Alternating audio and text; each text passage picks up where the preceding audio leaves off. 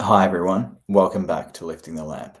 I'm Frata Eleftheria, and I'm trying a bit of a different approach to recording my videos tonight, and let's just see how it goes.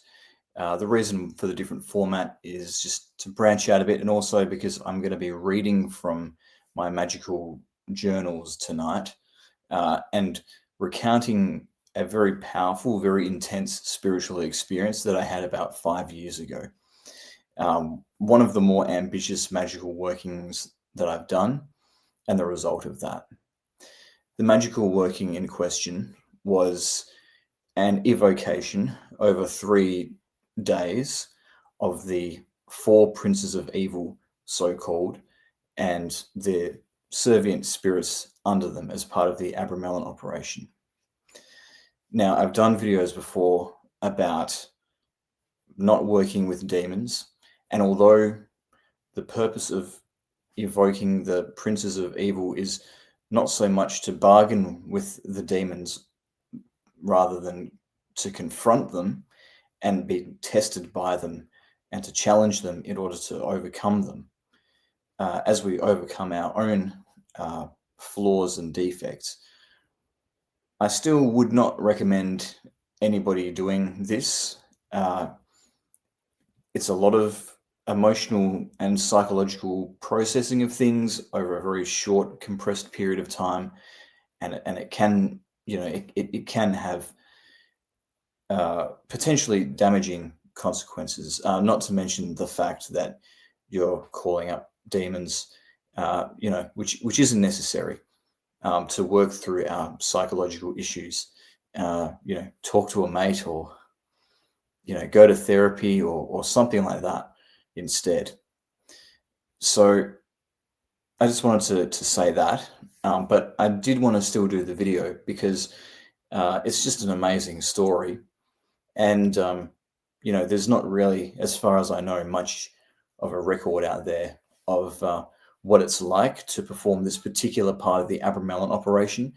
We know a lot about the knowledge and conversation with the Holy Guardian Angel and the ritual to sort of do that, but not so much working with the four princes of evil. So I wanted to explore that a few years ago and see what happened, and now I want to present the results to you. You'll notice that I used the name Hypatia a couple of times. This is a pseudonym for my wife to protect her identity.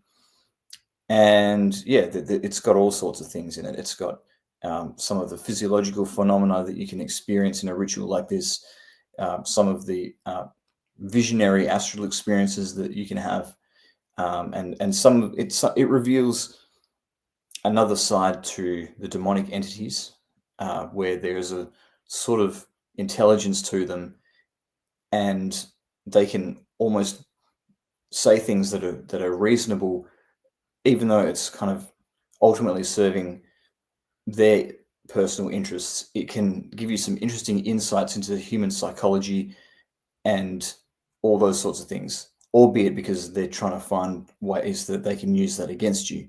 Still, it gives an interesting insight, and sometimes we need to plumb the dark depths of our own unconscious in order to liberate the sparks of the divine that reside there. This is a ritual that I did just in my home, in the area I'd set up as a temple space.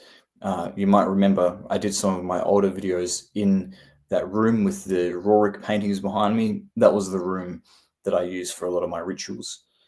And this was one of the rituals that I did there. So I'll give you that account now.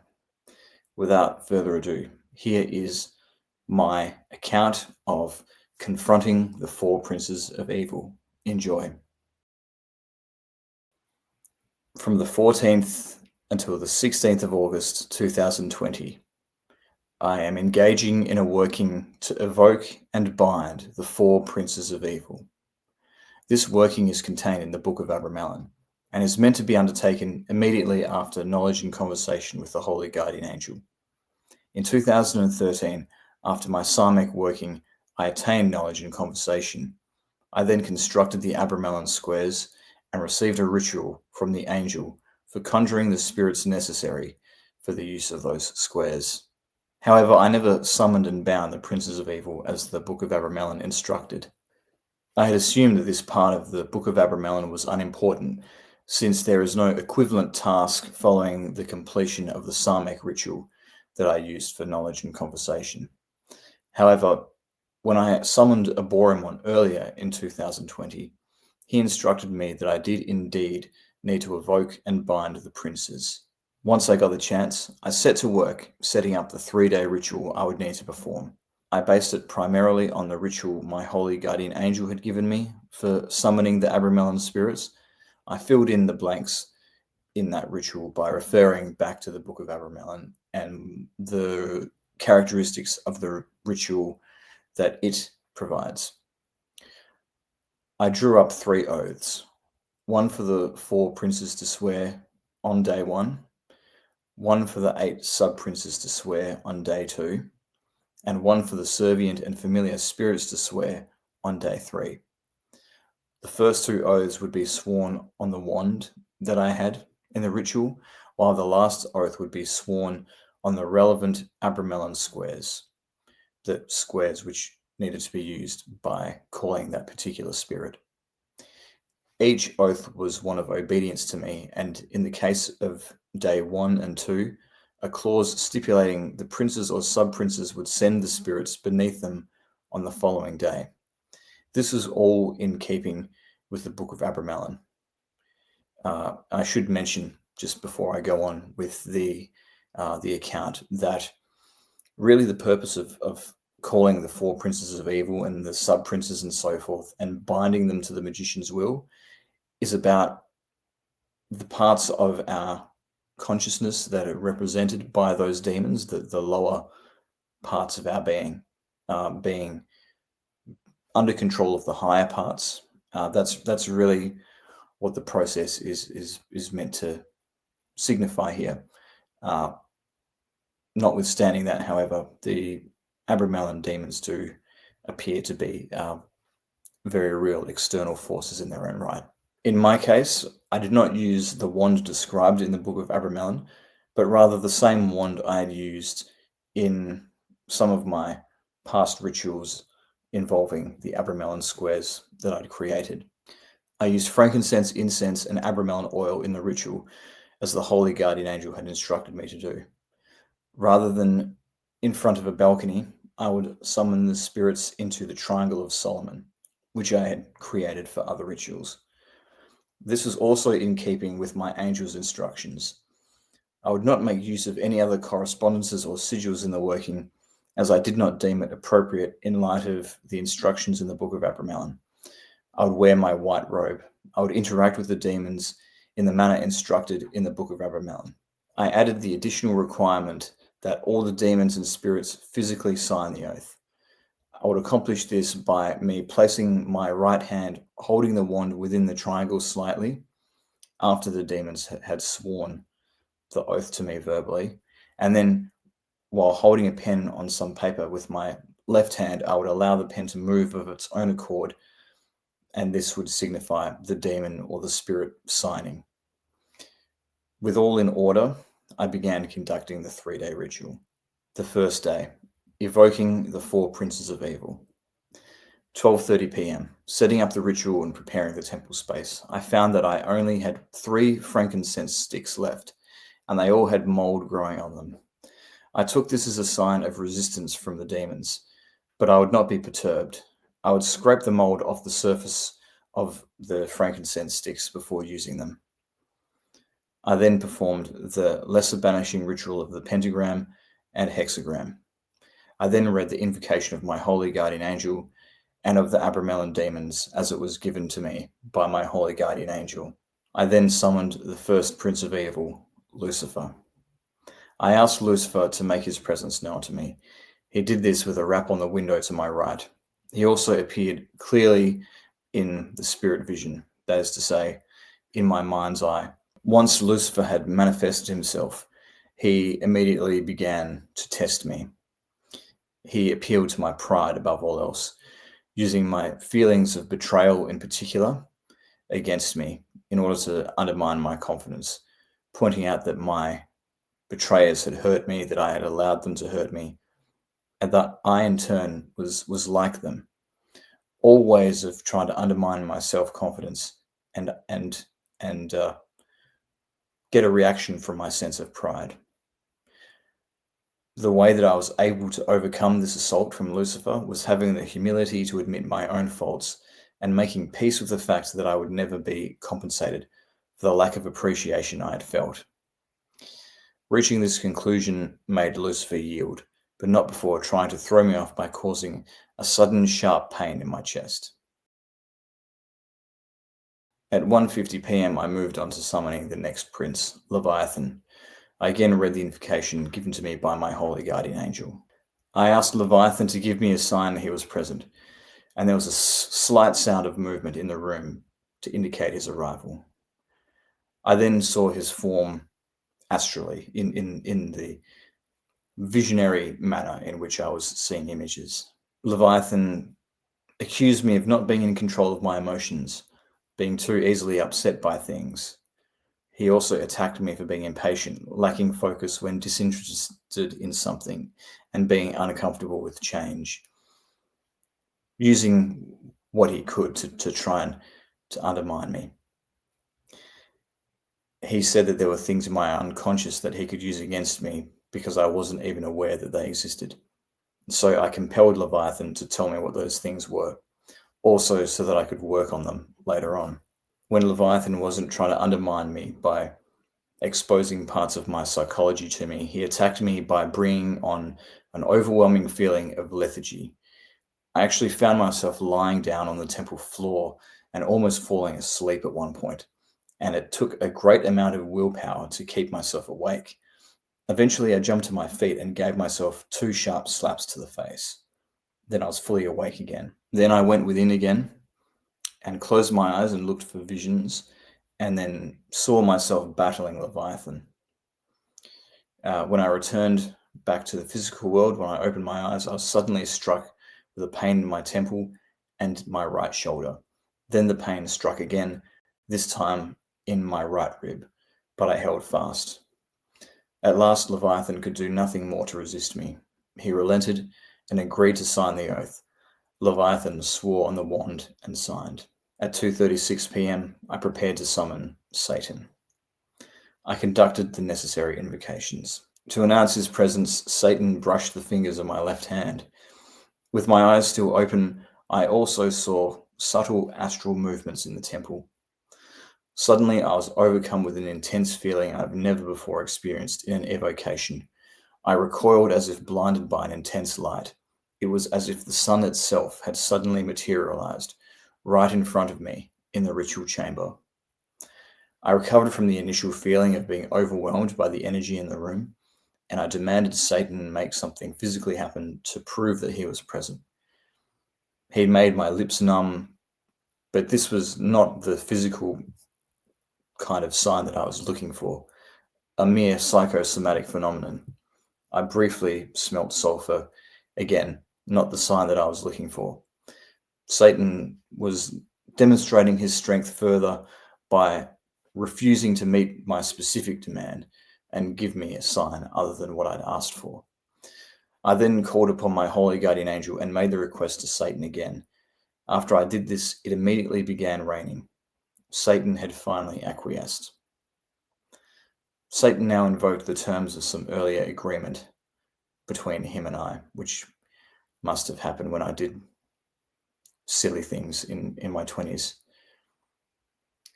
And he was saying that I could not make him submit to the oath because I'd already given myself over to him. I retorted that I was a human magician with the strength of the angel to aid me.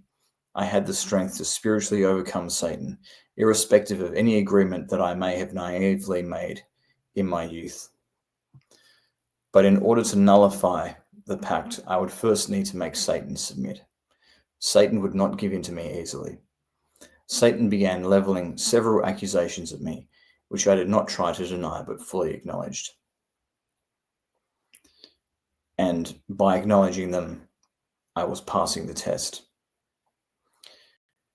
Satan then said, "You still take pleasure in seeing those who have wronged you suffer. and you still withdraw your affection from those you perceive as having insulted you.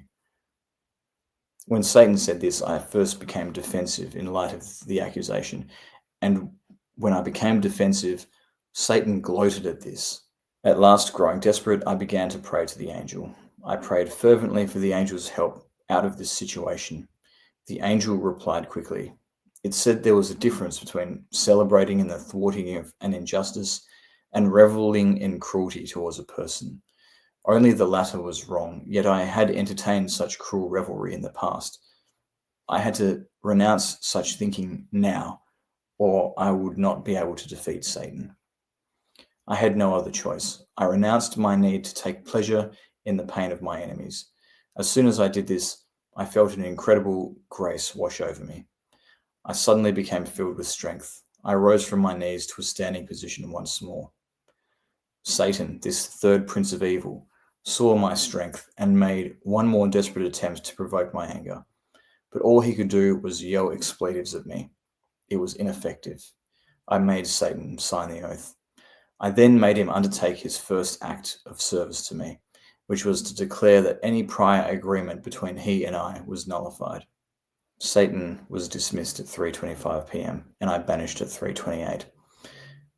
There was a pause of some hours in the working, and then I recommenced at 7:49 p.m., calling forth the next prince, Belial. Belial was quicker to appear than the other princes.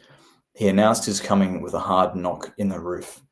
I then saw his form in the spirit vision as I went inward to get visionary images of the demons, because of course they didn't appear physically. It's an incorporeal spirit. It's merely a presence in the room, but you can get visuals of the spirit or things related to it by looking internally and looking in the spirit vision with closed eyes.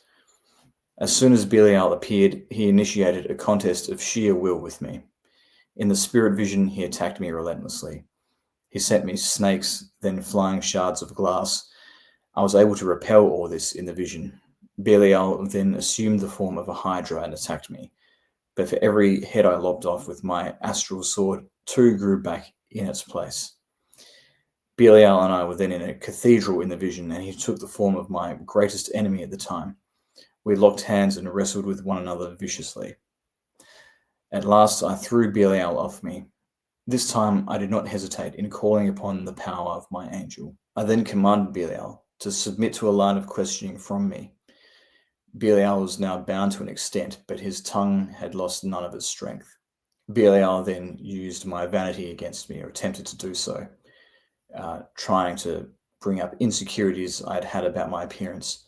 He then revealed something else to me that was within my heart, that I was still holding on to bitterness from past relationships, bitterness that I still hadn't let go of, even though they were from life events years and years in the past, which I thought were well and truly behind me. But being betrayed, cheated on, emotionally manipulated, these were things that I was still holding on to and hadn't gotten over, even though I thought I had. And I was holding on to the hurt because I felt that by withholding forgiveness from the people responsible, there was still a chance of righting the wrong. But of course, this was all a delusion. And so this was another huge bit of psychological baggage that I had to let go of in order to overcome the demon. And eventually, in the ritual chamber, I was able to let it go. I let myself process years of heartache all at once. It was an emotional and bittersweet experience, but as you can imagine, incredibly intense. And I actually wept as a result of the onslaught of emotion. Eventually, a new moment arrived and I composed myself again. My backlog of pain had been processed, and now it no longer mattered. In an instant, it was gone. I was a different person now, and my life went on. It's just as well, because Belial showed me no mercy for my moment of vulnerability. Eventually, after further interrogation and giving satisfactory answers, Belial did submit, however, and that was the end of day 1 of the ritual. That's just day 1. Day 2. This was the calling of the 8 sub-princes. I called each prince before its sub-prince, dismissed each sub-prince, and then when all the sub-princes for a particular prince had come and gone, I dismissed the prince and evoked a new prince before evoking its sub-princes, if that makes sense. So the first of the sub-princes that I called forth were Astaroth, Orions, and Margot. I went through a similar process to what I went through with the princes of evil, not as intense, and nothing particularly stood out. Then I evoked Paimon, who brought up some other personality flaws that I had, but again, not quite as intense. I swore before the angel that I would work on the flaws that Paimon had brought up and asked for the angel's help in doing so. And this was enough to make Paimon submit. The next sub-prince, Asmodeus, didn't have much to say. The sub-prince after that, Araton, was difficult to deal with compared to the others, but that was because my relationship with Araton had soured after a previous magical working where Araton had not done what I asked. I had actually been quite unruly, frankly. I don't know what I was expecting from a demon, but anyway. The next sub-prince was Beelzebub. Beelzebub mainly attacked delusions of grandeur that I had had and fantasies that I used to entertain in association with my expected spiritual mission. And I have a quote here of what Beelzebub said to me. He said, "You still have unrealistic expectations about what it means to fulfill your mission. It won't be like it is in the movies. There'll be no great climax to mark the end of your awakening process.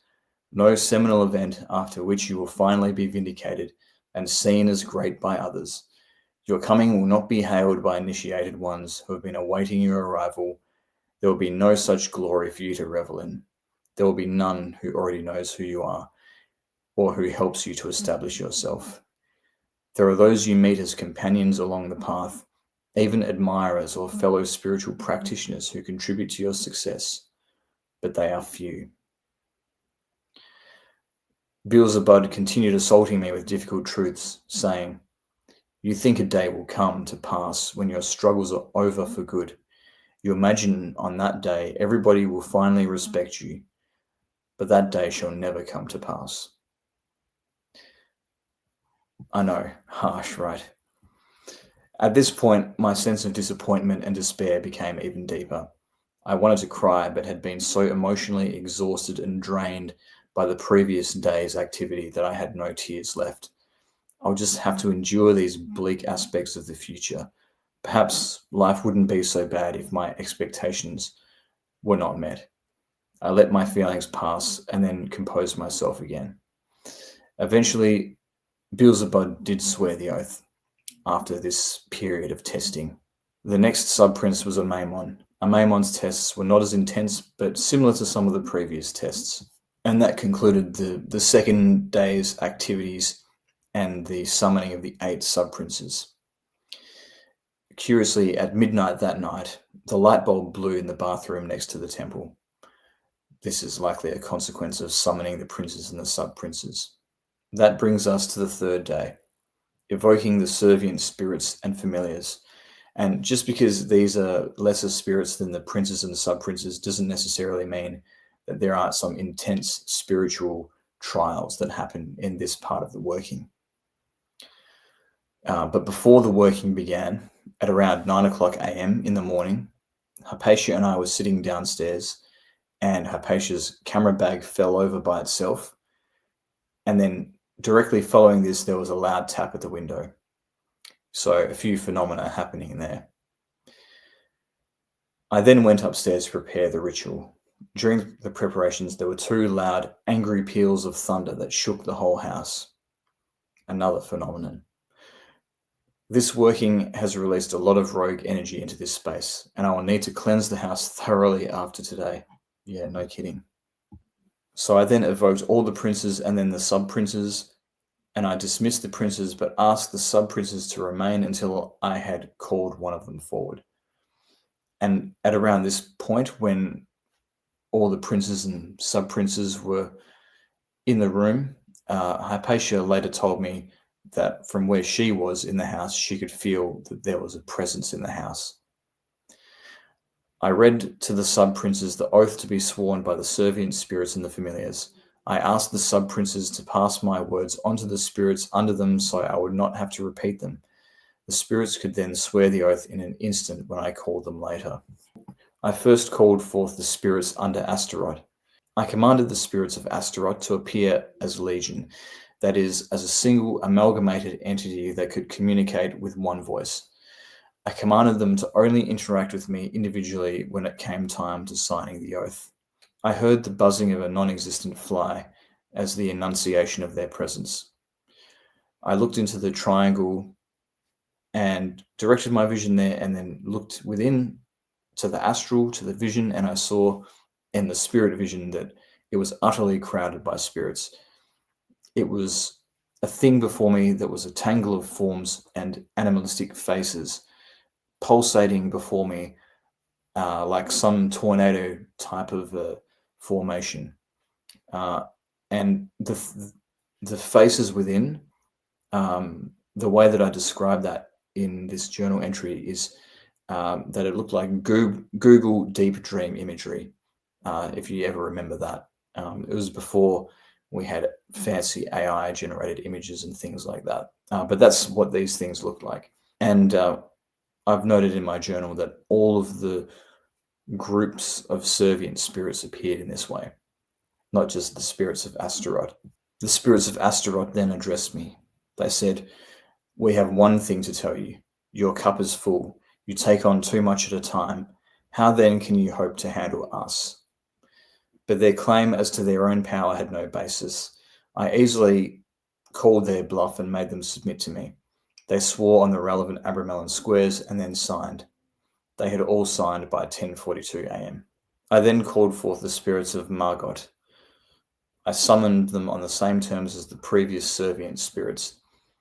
This is how it shall be with all the servient spirits. The spirits of Margot told me I was not worthy because I too easily jumped to conclusions. Again, using my personality flaws against me. This is why before an exorcism, priests that are performing an exorcism, Catholic priests will go to confession, because whatever baggage you're holding onto psychologically, the demons will try and use that against you. And that was the whole point of this working, to give the demons a limited opportunity to do that as a kind of a test, to force oneself into confronting those flaws and those sins and overcoming them. With help from the angel. But again, not sure that I would necessarily recommend that. So when the spirits of Margot raised some flaws of mine, I called upon the angel again and swore in its presence that I would change this about myself, and asked the angel to help me to accomplish this. And the spirits of Margot said, "We are satisfied." When they're confronted with truth and holiness, they need to obey, no matter how wicked their intentions might be. At 11:03 a.m., the spirits of Margot had all signed the oath, so I dismissed them. And then I immediately called upon the spirits of Asmodeus. I swore the spirits to the truth by the name of my angel. They told me one last legion would challenge me on my sins, that of the spirits shared by Orion's Paimon, Araton, and Amaimon. There would be a few more challenges from other legions, but they would be contests of wills and nothing more. The spirits of Asmodeus so challenged me. I quickly brought them to submission by again invoking the name of my angel. They had all sworn the oath on the squares and signed by 11:14 a.m. At 11:18 a.m., I called upon the spirits of Beelzebub. They tried to ask for my name. I told them they already had it, and I was under no obligation to give it to them. I knew that for the demonic realm, giving somebody a name means to abdicate power to that person, or indeed to that spirit. The spirits demanded it again. I said no. I told them sarcastically that if it was a name they wanted, I would tell them the name of my angel. I did this by invoking the name of my angel and calling upon its power to make those spirits submit to me. After this, they cowered and swore the oath of obedience to me. They had left by 11:30 a.m. Their departure was accompanied by a cool breeze. Immediately afterward, I summoned the spirits of Astaroth and Asmodeus. These spirits would not test me. They said they were eager to serve, and then they took the oath. I dismissed them at 11:44 a.m. A few minutes later, I called upon the spirits of Asmodeus and Margot. They refused to obey me until I gave them a demonstration of my powers, my magical powers, that is. I told them I was not to be tested and would not satisfy their request. If I saw fit to use my powers on them, it would be because I deemed it necessary. I subdued them and made them swear the oath, and dismissed them. I then immediately summoned the spirits of Orions. They swore to me more or less immediately, saying, "One more set of spirits will test your will, but it is not us." They swore the oath at 12:03 p.m., then signed. A few minutes later, I dismissed them. I then immediately summoned the spirits of Paimon. These tested me by giving me severe itching all over my face, which I had to withstand. I did this successfully. At 12:13 p.m., they swore the oath, and I dismissed them. I then called the spirits of Araton. These swore to me immediately at 12:22 p.m., and I dismissed them at 12:28. I then called the spirits of Maimon. These also swore immediately. They had all signed and been dismissed by 12:35 p.m. I then called forth the spirits of Araton and Maimon. These spirits did not challenge me per se, but they passively refrained from doing what I asked, or stalled in doing what I had asked. I commanded them to stop doing that, and they stopped, and then immediately agreed to swear the oath. I suspect this was another attempt by Araton at sabotaging the working. It will be possible for him to attack me under the premise of a test from him or his servient spirits until the whole 3-day working is complete. By 12:44 p.m., this set of spirits had all signed, and I dismissed them. At 12:46 p.m., I dismissed the sub-princes and then banished. I took a break before there was one final great test from the spirits. At 3:28 p.m., I resumed the working to bind the servient spirits and familiars, with banishings and then all of the rest of the steps. At 3:41 p.m., I summoned the 4 princes of evil and then brought forth only Orions, Paimon, Araton, and Maimon from among the sub-princes. I then told the 4 princes to depart. At 3:47 p.m., I called forth the spirits under Orions, Paimon, Araton, and Maimon together. This is a distinct grouping of spirits from the spirits under just one of those sub-princes individually, if you read the Book of Abramelin. It gets a bit confusing, but it's a new group of spirits. These spirits announced their presence with a sudden, intense, and ominous gust of wind outside. This legion consisted of a staggering 111 individual spirits. It was the biggest, most monstrous legion of them all, and they mounted their challenge to me. The spirits spoke, saying, "Here is your greatest personality flaw. You hate God. Your hatred of God places obstacles in your path. It prevents you from doing things simply because you feel you cannot do them on principle. It makes you feel compromised where you need not feel compromised at all, where the only thing that makes compromise necessary at all is your choice to be stubborn."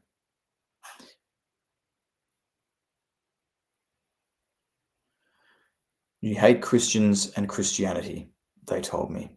In a vision, I saw the word hate in capital letters as if burnt into my consciousness. "This is your last and greatest vice," the spirits said. The spirits taunted me. "Your soul weighs heavy with all the vows you have taken these last 3 days." I responded, "That may be so, but I will feel no burden until I work to honor them. And when I finish working on them, my soul will be more unburdened than it ever was before. You cannot use that against me." The spirits simply laughed. They said, "But you have yet to make your greatest renunciation. We shall see if you have the strength to do so." The spirits gave me a series of other tests which I passed. The spirits then piped up again and said, "We are not satisfied. You have not yet fully renounced your hatred of God, Christians, and the church." I became extremely vexed. All the crimes committed by the church and other followers of God flashed before my eyes. I shook with rage. What the spirits were asking of me was too difficult. No, I shouted defiantly. I refused to renounce it. They have committed so much evil, so much suffering caused in their name. They are responsible for more evil than even your greatest prince of evil. That was quite a bold claim that I made there.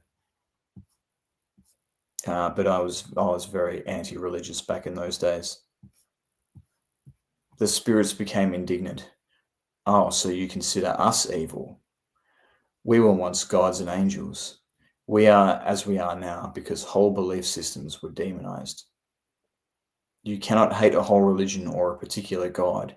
You insult us by suggesting otherwise. Why then should we swear to you? We are disobedient. Send us to the pit instead. We are condemned in your heart regardless. Both good and bad acts can be committed in the name of any religion. Condemn one belief and you condemn them all. Condemn one God and you condemn them all. There's actually some quite profound wisdom in here, but as demons speaking it, so when they're speaking in their own defense, you see they can come up with some very clever turns of phrases to make their argument persuasive, and there may even be quite a lot of truth in there. And often the deception is that there's just one thing that's slightly wrong that changes everything. But I digress. I knew in my heart that the spirits were right. Still, it was extremely difficult to let go of my antagonism towards God and his church, at least my concept of God, or what the biblical God was meant to represent in my mind at that point in my life. That hatred and that desire for revenge against God had been a defining part of my personality for the past 13 years. This is in 2020. To let go of it was to let go of a part of myself. In that moment, it would have been easier for me to jump off a cliff, but I knew what I had to do. I stepped forward to make my renunciations, my heart heavy and yearning for release. As I looked forward, I caught sight of a picture of Jesus in the Garden of Gethsemane that was hanging up in the room. It was the same scene I had contemplated when I was 17, and the conclusions that I drew in that contemplation had been the premise on which the church had rejected me in my youth. I had supposed that it was Jesus himself who had rejected me, but the rejection had not come from him. Only those who presume to speak on his behalf, who derive no such right except for the one they contrive for themselves. In this moment, focusing on the image of Jesus, I realized I had allowed myself to be cut off from Jesus, whom I once loved and admired intensely, and how needless and absurd that cutting off had been. I was suddenly overcome with emotion. I saw that both evil and good had been done in his name. I saw that just because I do not hate him does not mean I need to follow him, to follow Christian dogma unthinkingly, as some of the Christians that I had no respect for did. It did not mean that I had to cease my campaign against the corrupt religious institutions that seek to oppress humanity in his name. But I could do this without carrying hatred towards an entire religion or their God in my heart. And even if certain of Jesus' wicked followers should make war on me, there's still no reason why there should not be peace between he and I. For all that conflict is of the world, and the true Jesus is far beyond it. In the spirit vision, I saw that I was in the garden with him. I was suddenly transported into this beautiful vision. And this is the moment that I made peace with Christ again. So it's actually quite an important and moving experience in my spiritual life. And this is my account of it. We turned to face each other. Both of us had the same somber look on our face, the look of one who had long been at war with hypocritical authority, be it political or religious, and had endured many trials because of it. And no longer was it a pain one of us felt against the other, but a common pain we felt together. We then embraced, as long estranged brothers, reconciled at last. In the temple, I fell to my knees and wept. With tears still streaming down my face, I made the 3 great renunciations of my hatred of Christians, of the church, and of God. I then fell backwards like a man exhausted, and was suddenly struck with a great peace, It felt as if a great weight had lifted from my shoulders. After some time, and having composed myself again, I asked the spirits if they were still present. They gave me a positive sign that they were. I asked if they would now take the oath. They said, "We will." At 4:48 p.m. I presented the squares. Then they signed, and I dismissed them. I then asked each of Orion's, Paimon, Araton, and Amaimon to present me with a familiar, and each familiar in turn swore the oath to me. At 5:41 p.m. I noted, "The working is finished." This was one of the most intense but most rewarding workings I've ever undertaken. And directly after this working, I had feelings of, being very childlike and playful, and like a heaviness, again, like a heaviness had lifted from me, and I was just, incredibly happy. And that's it. That is my account of the 4 princes of evil working, as I call it. Really intense, as you can see, and give some insight into what it can look like to converse with the Abramelin spirits in the context of this part of the Abramelin working, what that looks like in practice. So I hope that you enjoyed this and found this informative and enjoyed this very important story of my spiritual development and my magical journey. If you did enjoy this video, please leave a like, subscribe to my channel to support my work, hit join or thanks to support me further. You can also give me support by buying merch from my merch store. I've just released a new range of merch, so go check that out if you want to support me further that way. And I've also created a new tier of YouTube membership. If you wanted to check that out as well, you might already be a member as a neophyte, but this might be something that interests you and gives you even more ways to interact with me on this channel. And if you're a newcomer, that applies as much to you as well. So go check all of that out. But thank you again for listening, and I'll see you next time.